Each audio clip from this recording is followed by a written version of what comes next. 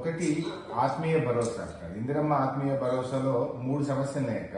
ఒకటి ఏమైతుందంటే అక్క, గుంట భూమి ఉన్న ఇందిరమ్మ ఆత్మీయ భరోసా రాదు అని అన్నారు కదా, దానివల్ల కొద్దిగా నష్టం అవుతుంది. ఎస్సీ ఎస్టీ బీసీలకు ఏమైతుందంటే 5 గుంటలు 10 గుంటలు ఉంటుంది అక్క. 5 గుంటలు ఉంటే రైతు భరోసా కింద వాళ్ళకు 750 వానకాలం, 750 యాసంగి 1500 రూపాయలు వస్తుంది. ఆ 5 గుంటలు లేకపోతే 12,000 వస్తుంది.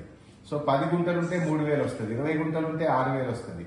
అంటే కొద్దిపాటి భూమి ఉన్న వాళ్ళు, ఎకరం లోపు భూమి ఉన్న వాళ్ళు ఇందిరమ్మ ఆత్మీయ భరోసా కింద 12,000 రూపాయలు వస్తే ఈ రైతు భరోసా కింద వాళ్ళకి తక్కువ డబ్బు వచ్చి నష్టపోతుంటారు కనుక దయచేసి అక్క, ఎకరం లోపు భూమి ఉన్న వాళ్ళు 24,57,000 మంది ఉన్నారు. 24,57,000 మంది వాళ్ళందరూ నష్టపోతారు. మీరు ఆప్షన్ ఇవ్వండి, మాకు 5 గుంటలు 3 గుంటలు ఉన్న వాళ్ళు మేము రైతు భరోసా తీసుకోము, ఇందిరమ్మ ఆత్మీయ భరోసా తీసుకుంటామంటే వాళ్ళకి 12,000 వచ్చే అవకాశం ఉంటుంది. అదర్వైజ్ పేదవాళ్ళు ఎస్సీ ఎస్టీలు బీసీలు ఉంటారు.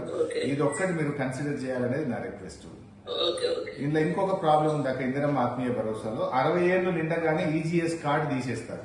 అసలు ఈజీఎస్ కార్డుతో లింక్ పెట్టడం కొంచెం ఇబ్బంది ఏమో. 20 పని దినాలు అనేది పెట్టిండ్రు.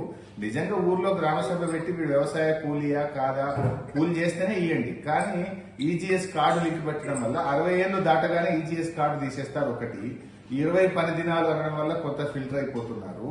ముఖ్యంగా ఎకరం లోపు భూమి ఉన్న వాళ్ళు. ఈ 3 అంశాల మీద దయచేసి మీరు కొంత క్లారిటీ ఇవ్వండి. అంటే 60 ఏళ్ళు దాటిన వాళ్ళకి ఈజీఎస్ కార్డు ఉండదు, కానీ వాళ్ళు కూలికి పోతుంటారు. అటువంటి వాళ్ళని కూడా కన్సిడర్ చేయాలని నా రిక్వెస్ట్.